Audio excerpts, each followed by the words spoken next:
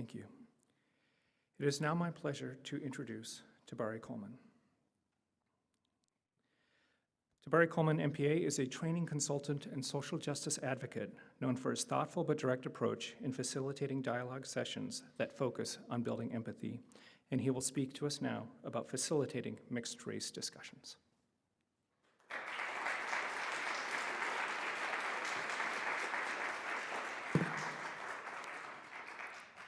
Good morning. How are you all? Good to see you.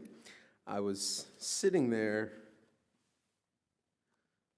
engaging in the mindful breathing, and I thought that that was going to relax me, and it didn't. I could just hear my heart beating, and I've been facilitating conversations, doing presentations, programs for close to 20 years. But for the last 2 years, the majority of them have been virtual. And so being in front of an audience, especially sitting there listening to the beautiful music, it was nice and calm. You would think that everything was smooth. And then I was like, oh, there's a little bit of that nervousness, right? Which for me is good. It's a good reminder that I'm human, right? And I get to be in this space. So first, welcome. Thank you all for the invitation.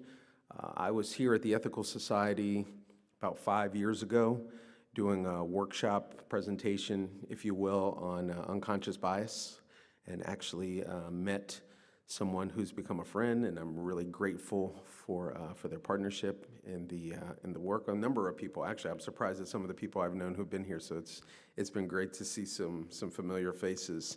When asked to come today to talk about, well, not so much about mixed group facilitation, but more or less about how we engage across our different identities, I was trying to think of what would have been the best approach for today. It's the end of Black History Month, so I was thinking about that. But then I started thinking about a session that I did for the Missouri History Museum back in 2016. They had a mapping exhibit, and they were wanting to bring the community in to have some conversations and discourse, and asked me if I would put together a program. And so I did. This is a very condensed version of that. And this is what I entitled, Do Our Routes and Our Roots Contribute to Oppression? The running joke at home is that I mispronounce these. My partner says roots and roots, and I say it's routes and roots. So if you're having that conversation in your head, just know you're in good company. And so the program that I put together was an opportunity for us as a community to think about the different places we go, we frequent, and those that we do not, right? So maps typically help us find places, right, to get places. And I started thinking about when I moved to St. Louis, some of the messages that I was given. Not from here. I was born in the Philippines. I grew up on the island of Guam. Came to the States when I was 18 for college, went to college in Baltimore, transferred to Southern Illinois University. And while I was there, one of my buddies, Aaron Dunbar, who we went to school together, I was over visiting him and his family in University City, and it was right before I was moving to St. Louis. And she said, his mom asked me, she said, Aaron told me you're moving. Where are you moving? I said, I'm moving over on Lafayette in Nebraska. She said, on the south side? I said, yeah. She said, baby, we don't live on the south side, right? And this was back in 2001. And that message stayed with me because I had a number of experiences that reminded me of why she said that, right? And from that point forward, I really started to think about all of the different ways that we have been socialized to think about different communities, where we go, where we don't go. And so I sort of modeled the presentation for the museum off of that. And so I love quotes. I think there's a lot of great people who said a number of wonderful things. This is from the Curon Institute, where it says racial equity can persist without racist intent. And so the comment she made wasn't meant to contribute to us continuing to be segregated, but for us to think about, for me to think about where I would be comfortable, right? And so this is where I grew up. This is the island of Guam, aerial view, right? And There was no place on this island when I turned 16 that I didn't explore. My friends and I went everywhere, right? I lived in Jigo, we went to Agana, Manilao, Dedido, you name it, we were exploring every nook and cranny, and I was never given the impression that I couldn't go somewhere, or that I shouldn't go somewhere, or that that was a bad area, right? We were just kids exploring. That's what everybody did. It wouldn't be until I moved here that I started to get those messages about where I shouldn't go. And of course, being curious, I wanted to go to those places, right? And so I did, and I started to explore the city, and there were so many different beautiful areas, beautiful homes, but there were also a lot of areas that were dilapidated, right, where I would see homes that were falling apart, and I would see lots and lots of blocks that looked that way, and it didn't make sense to me, right? Like in where I lived on Lafayette was a few blocks from Lafayette Square, right? So you all know, if you don't know Lafayette Square, beautiful, right, Victorian homes, and I was kind of confused about why the city looked this way, right? I didn't grow up here, so I didn't have a good baseline, but I knew I heard the stories from people, right? And so as I started to research to understand a little bit about the city, I came across Colin Gordon's Mapping Decline. If you're not familiar with it, he sort of traces the way in which white flight happened and took place, not just in the United States, but specifically in St. Louis. And so what's interesting about his research, and you can go to his website, he sort of breaks down for you from the 1930s to the 1970s, the migration, right, of where the changing in demographics in the St. Louis region. And so as you can see from this particular map, and this is between 1950 and 1970, might be a little bit hard to see, but what you see in red was the decrease in white population during that 20-year period. And what you see in white is the increase in the white population in the county, right? When you think about St. Charles, you think about Eureka, Wentzville, anything west of the city, right? There was this huge influx of white people, and many of whom left some of their homes in the city, right? Didn't sell them. It was difficult to sell for lots of different reasons.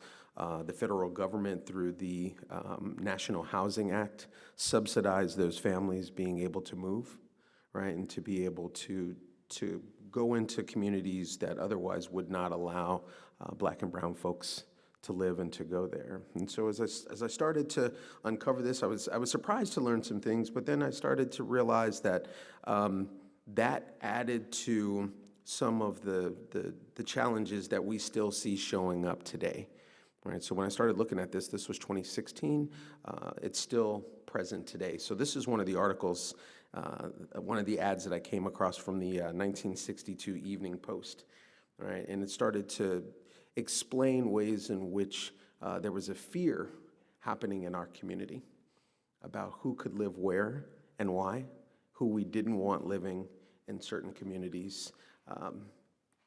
Restrictive covenants came right along with that, right? Missouri and the city of St. Louis, maybe even some of the communities that you all live in, still have restrictive covenants on the books.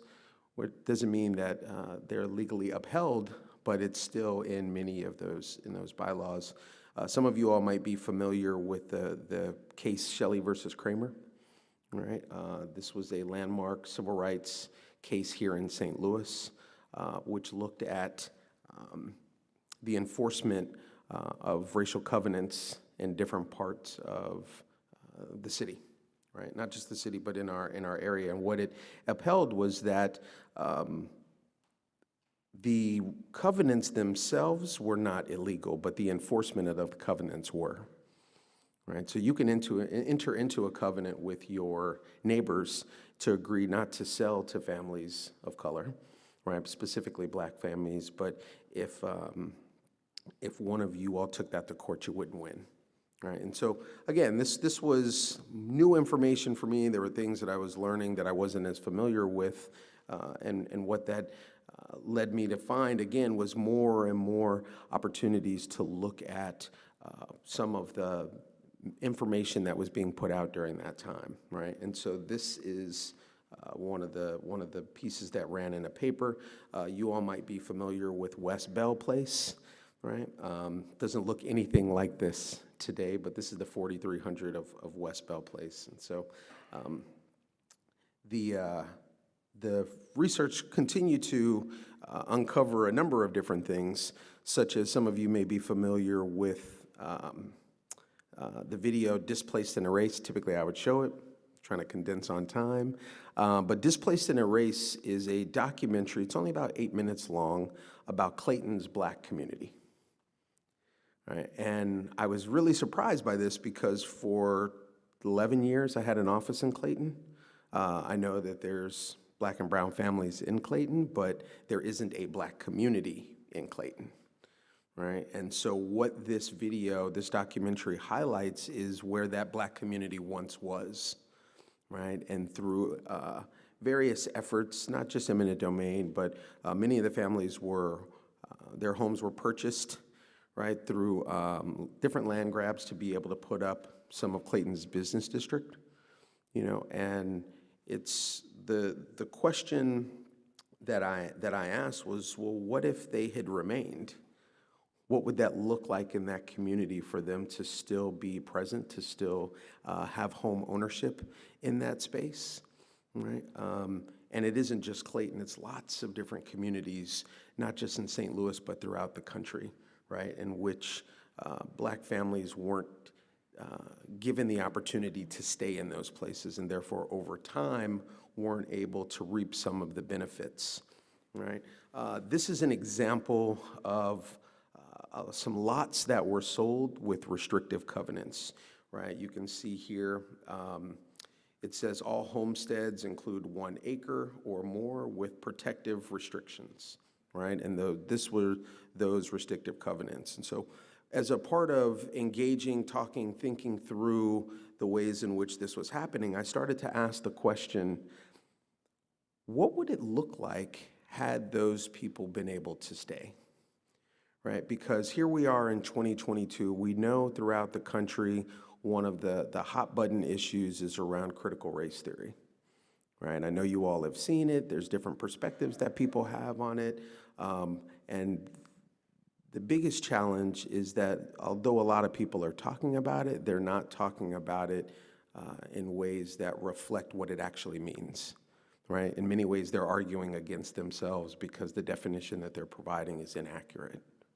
right? And that definition, in its truest form, is really about looking at the ways in which race plays out both economically, through employment, through education, through healthcare.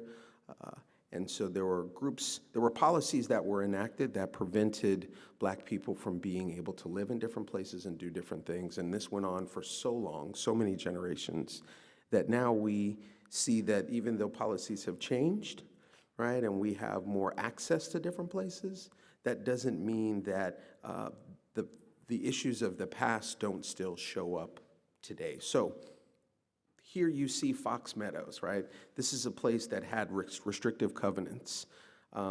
6 Fox Meadows Lane, right, which is in Ladue, and I hope none of you all live there. I was thinking about that this morning, like, oh, what if this is somebody's actual address, right? This house was for sale. This was a couple years ago, but right, it was for $800,000. So this is a community that probably back then, we know it didn't cost $800,000, right? And you can imagine if a family were to have purchased that land and built that home back in the 50s, back in the 60s, look at the increase in value, right? Which then allows, if let's say my grandfather bought that home, right? Obviously he wasn't allowed to in that community, but let's say he did. And over time, that home increased in value to where he then passed it on to my father.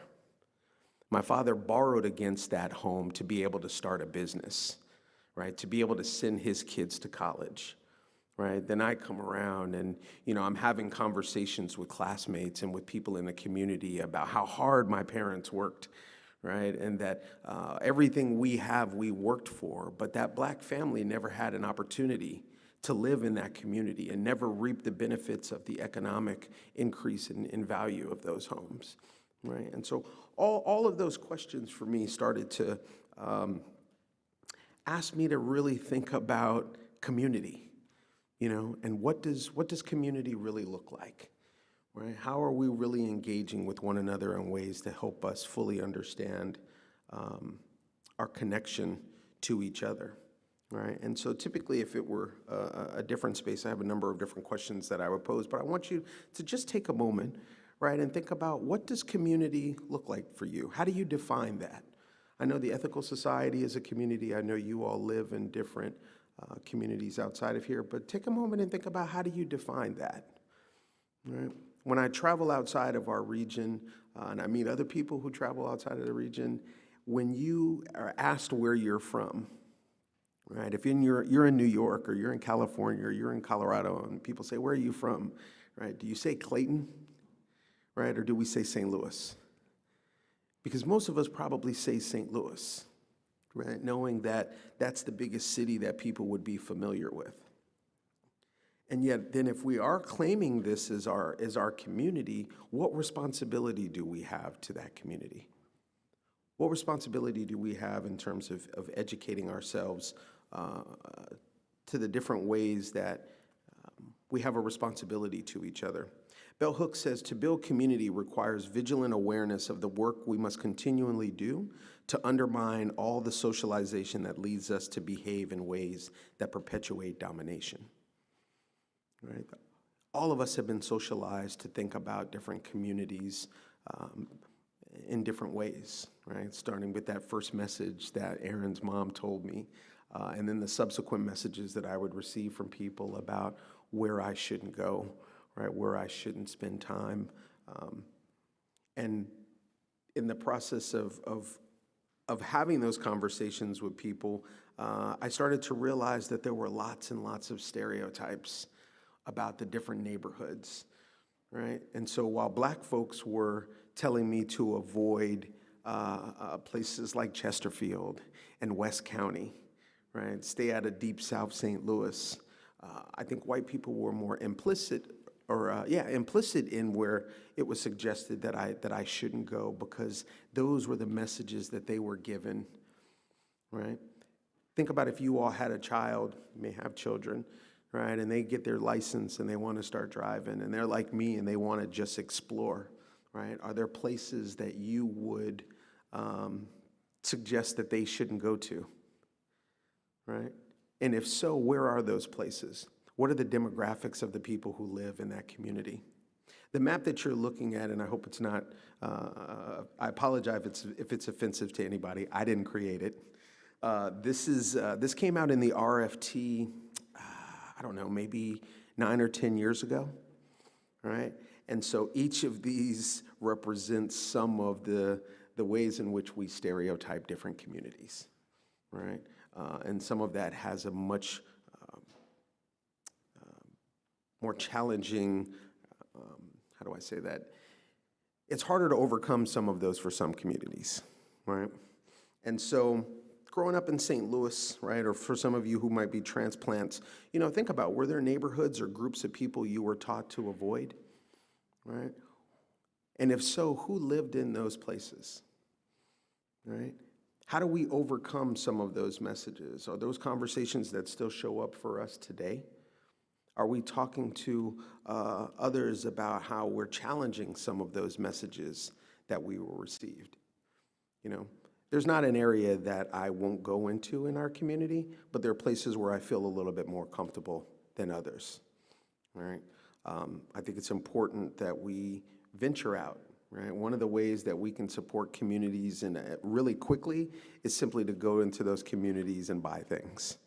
All right, I'm not trying to promote consumerism here. I'm trying to say that when you support businesses in different spaces, right, it's a way of helping them in a quick and easy fashion. All right, think about, what neighborhoods do you frequent most, all right, and think about those that you do not. I worked for the Human Development Corporation for 7 years. It was my first job at a graduate school when I moved to St. Louis. We had 4 locations throughout St. Louis City, on the north side, on the west side, the south side, Midtown. And I had the privilege, and I think of it today as a privilege, to be able to explore so many different parts of the city, right? To eat in places that I wouldn't normally eat because I didn't know they were there. I wouldn't know they were there because I wasn't spending time in those communities. All right, and so then I made it a point of bringing different friends, right, who are also transplants from this community, to go to those places. Right, there's a place on Union and Wabata called Grandpa Micho's. Right, Grandpa Micho's was I read about him in the RFT, and the article was interesting because the owner made these hamburgers that were like this big. Right, biggest hamburger you ever seen. I can eat, right? You can see I can eat, right? But I couldn't finish that burger, right? And the story was about how he knew in the community he was in that families had limited resources, and a family could go and spend $15 at McDonald's, right? And the family still be hungry, and so he wanted to make a burger, right, that could feed a family. And so that became the place where I would take my buddies. You gotta come try this out, right? And then Shirley's, right, which is a soul food restaurant right off of Dr. Martin Luther King Drive. And all of these places that, for me, I didn't grow up here, so I wouldn't have been exposed to, that I started making a part of my typical place that I would visit, right? And so as you're sitting here right now thinking about what I'm sharing, where you would go, where you don't go, I want you to think about tomorrow. If you had a friend in town that you're going to go, you all want to go eat, right? You're looking for new places. Most of us are only going to venture into communities that are white. Most people aren't going onto the north side to go get something to eat, right? And I'm not judging any of us for this. I'm asking for us to explore this and think about it. Right? Because part of the way that we navigate some of that discomfort is just by doing, right? I'm not asking you to go buy a house in North St. Louis, right? But you can go pick up some food, right, and just be in the community, right? Those are those simple things that I think we should do, right? This is, again, pulling different pieces from a much longer presentation, but, asking you to think about the messages that were given to you by your family that still influence your behavior or choices today, right? Some of us were told back in, the 80s and the 90s not to go certain places, and today we still don't go to those places, right? So it's still influencing our choice. We still don't necessarily know what it's like there, right? We might know what we see on the news, but there's lots of opportunities and experiences that I think people can miss out on, right? So the question that I was asked to sort of respond to and leave you all with was, so what can be done, right? One of the things can be that you choose to support racial justice everywhere, right? And when I say racial justice, I don't just mean about supporting Black issues. I think we all experience racial injustice just by being members of the society that we live in. And so racism doesn't just impact Black people, it impacts all of us, right? And so when we support initiatives that are happening by educating ourselves, right, we challenge some of that misinformation that's being put out there. We challenge the things that we might not otherwise have an opportunity to think about, right? I talked about supporting businesses and communities of color, right? Donating money, right, to different causes, right? Have difficult conversations, right? I hope maybe some of you all this afternoon will have conversations with friends about where you go and where you don't go and why. And I know much of this is about comfort. We go places that we're comfortable. I'm not asking for you actually, I am asking for you to lean into the discomfort, right? I am asking for you to be a little bit uncomfortable in those spaces, but not to the extent that it shuts you down, right? But to the extent that it allows you to think a little bit more critically about why you make some of the choices that you make, right? And then taking political action. I'm saddened as somebody who works with a lot of schools in our communities. I'm saddened to see the way that our young people are missing out potentially because adults are using their power and influence to prevent certain conversations from happening, right? And it's not about us all agreeing. What would you all say is the I know this is not the Q&A part of it, but I think most of us would say that the current climate in the United States right now is divided, right? It's divisive, it's difficult, right? People aren't engaging. It's us versus them, whoever the us and the them is, right? And so the question that I would ask to you all is, what are you doing to make it better? Right? What are we doing to ensure that it changes? Because I don't like what I'm seeing, but I know that the only thing, not the only, there's a number of things that I can do. And part of it is just trying to have conversations with people in ways that hold space for different perspectives, right? I'm not trying to get into arguments with people.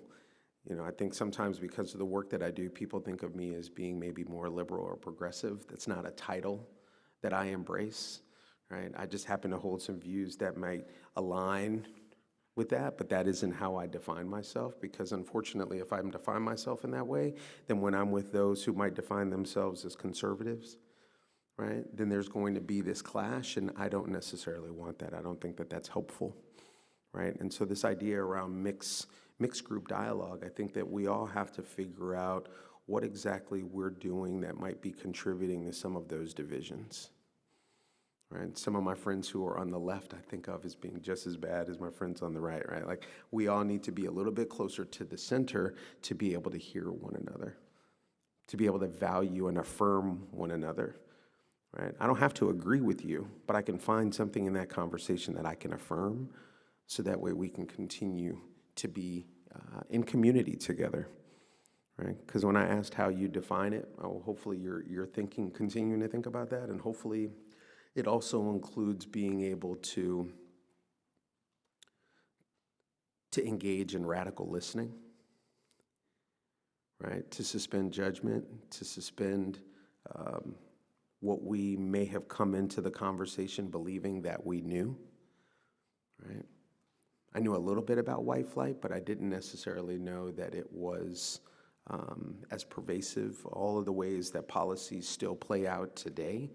And so being open to learning something new, I think, is what helps us all get to a different space. And so I want to leave you all with a couple quotes. I think, like I said at the beginning, there's wonderful people who've said great things. All right, Ta-Nehisi Coates said, "We should not seek a world where the black race and the white race live in harmony, but a world in which the terms black and white have no real political meaning," right? What I like about this is there's always been tension, right? I don't think that the absence of tension is harmony, right? I think tension is what sort of motivates us in different ways to stay aware of things, right? But to recognize how those terms have different political meanings, right? Just like city and county, right? They take on different meanings that we perpetuate in different ways. And then Breonna Brown said, "Collectively, when we deny our history, it defines us. When we own our own history, we have the power to change the present and the future. We must collectively and courageously turn towards our history of slavery, segregation, and systemic racism, and own the pain, trauma, and violence it created and continues to create. This is the first step in writing a braver, more loving, and more just story for our children." And so that, for me, is why I have the conversations and do the work that I do, because I have an 8-year-old at home, right? And we have lots of conversations about the world that we're living in. And I try to be very intentional not to put too much of my bias on her, because I want her to understand and explore by just trying to provide her with the facts, right? And so I think when we own that history, it creates more of an opportunity for us to be present with each other. So thank you all for your time this morning.